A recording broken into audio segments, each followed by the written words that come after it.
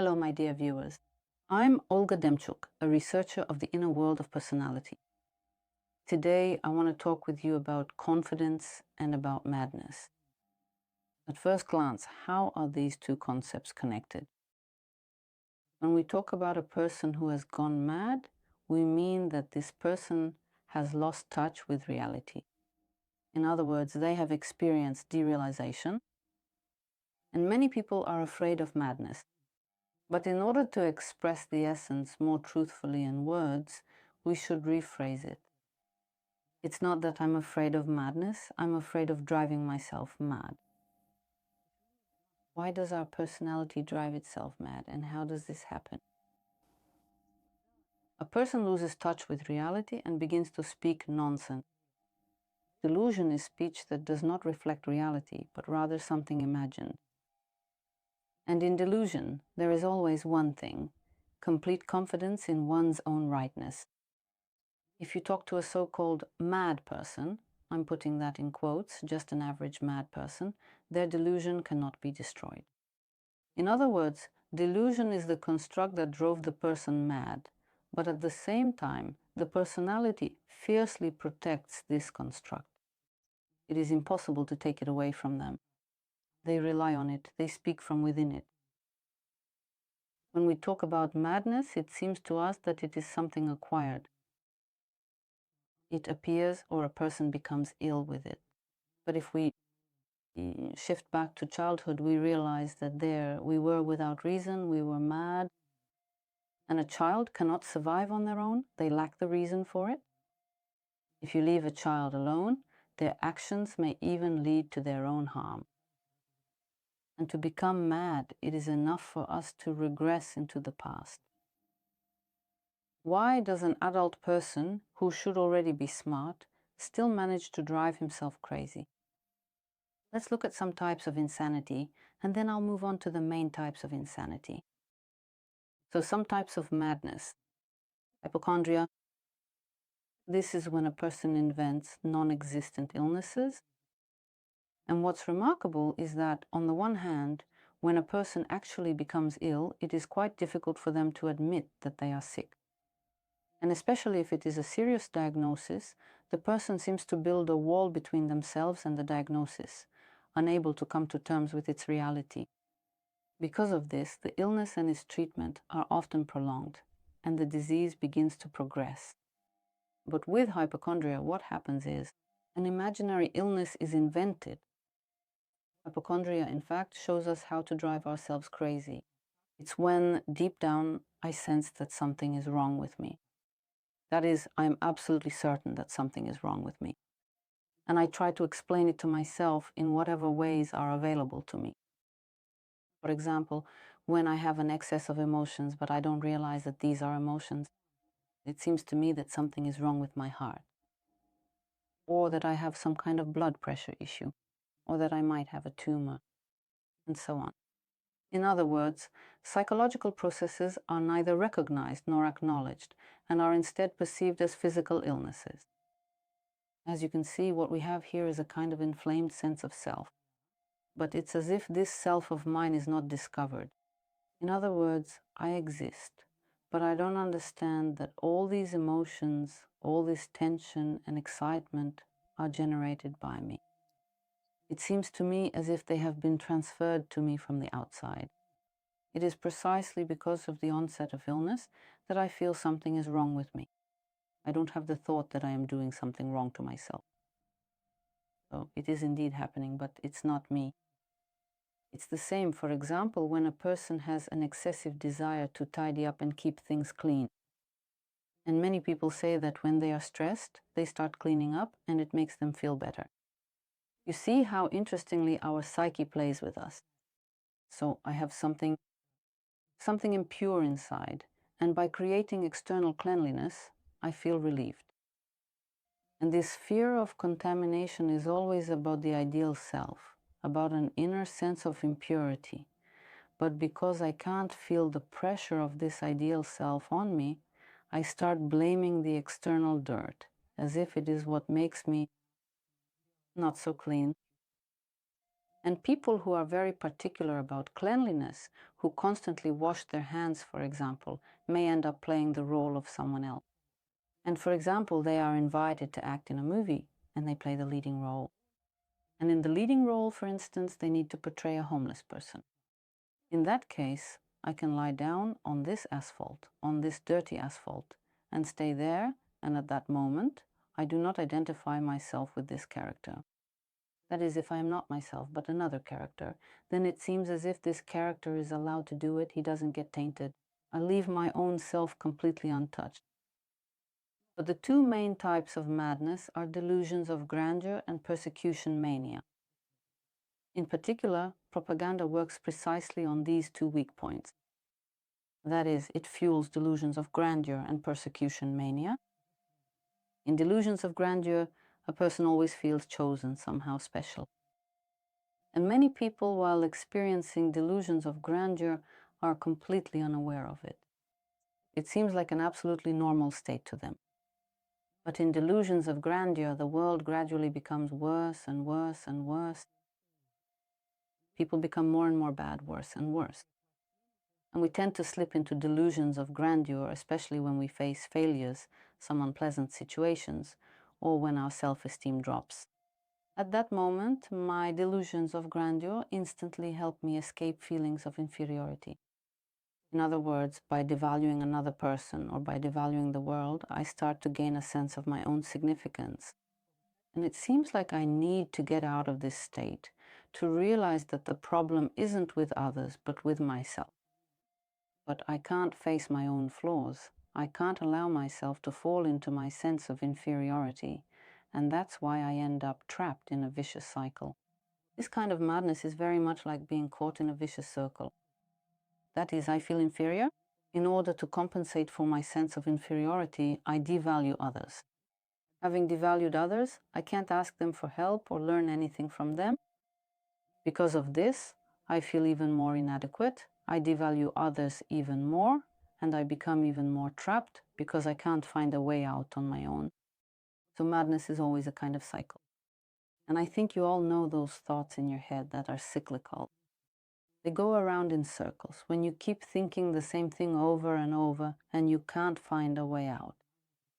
And another well-known form of madness is paranoia. A person finds themselves in a state of paranoia. They are unable to accept their own aggressive or controlling aspects. When even the slightest situation arises that threatens our life, our inner beast, let's call it our inner dragon, awakens from its slumber. And it begins to gaze intently with the piercing look of a basilisk at the personality. Hey, personality, watch out, don't put us at risk. Hey, personality, be careful with what you say. Hey, personality, be careful not to bring about disaster. And this intense self-scrutiny is something we cannot claim as our own, because to do so, we would need to accept our own aggression. That is, people who are unable to claim their own rage, animal instincts, or aggression will constantly feel as if danger is lurking somewhere around them. And this watchful inner gaze can lead to paranoia. So we have discussed the two main forms of madness: grandiosity and persecution mania. Grandiosity is our, let's call it our innate quality. Many people, when they talk about grandiosity, think it's something arrogant or self-important, but in reality, grandiosity is egocentrism. It's when I exist within my own personal frame of reference. There is only my world, and I am convinced of my own reality. That's why it's so difficult to reach such a person and try to help them, because in fact, they would have to change the very system of coordinates on which they were raised. So, when a person goes through a transformation, that's why many people perceive it as a kind of small death, because the system of coordinates in which I lived has to be destroyed. When a person does not identify themselves with reality, but instead identifies with imagined versions of themselves, it becomes very easy for them to weave various theories and create different ideas, because they are not burdened by reality. I think you may have noticed this in your acquaintances, and perhaps even in yourself when we can speak easily. We theorize. And in those moments, we seem very smart to ourselves because we are not weighed down by doubts. We don't check ourselves against reality. As they say, we just keep talking. Our speech becomes an endless, uninterrupted stream that encounters no obstacles from reality, flowing freely and continuously. And for a person, it can be quite difficult to recognize this sense of persecution and this sense of grandiosity. Many people who are in a state of grandiosity because they need to boost their self-esteem may devalue others, and as a result, they can come across as envious. So, for example, when you tell someone about some successes or achievements and you notice how their eyes change, and it can easily be mistaken for, they're devaluing me right now, or they're envious of me, but in reality, the person is devaluing. In other words, someone else's success or achievement is not perceived separately. It is experienced as a reflection of one's own inadequacy. And in order to avoid turning that negativity inward, the person begins to devalue the other person's achievement, to strip it of meaning. And this process of stripping meaning can reach a point where the entire world feels meaningless, and it seems as if the whole world is persecuting me. Within their own subjectivity, the person experiences both grandiosity, feeling like they are the only one, and at the same time a sense of persecution, because the world is never as it should be. The world attacks. Let's break down the concepts of grandiosity and persecution mania with a very simple example. Imagine that your spouse tells you that a friend or their mother is coming over to visit. In other words, a stranger is about to enter your home. This instantly triggers anger. The inner beast does not want to share its territory with anyone. But if I cannot accept my own aggression, cannot acknowledge my own anger, then I start to project my negativity onto others. This is how madness works. It always sees itself as right, always sees itself as pure, while all the negativity is projected outward. And then it will seem to me that someone else, for example, my husband or wife, is trying to suppress me. He tries to cancel me, he attacks me, he doesn't respect me. You see, this sense of being disrespected or attacked, it all comes from these two forms of madness. But at the same time, it is actually me who wants to force him to eat the way I want, and I am the one who wants to attack him. And then, the presence of this other person in the apartment starts to be perceived in a paranoid way. In other words, I develop paranoia. I start to perceive every action this person takes as an attack on me. I get the feeling that he is doing it against me, just to spite me. You can fall into a similar kind of paranoid grandiosity.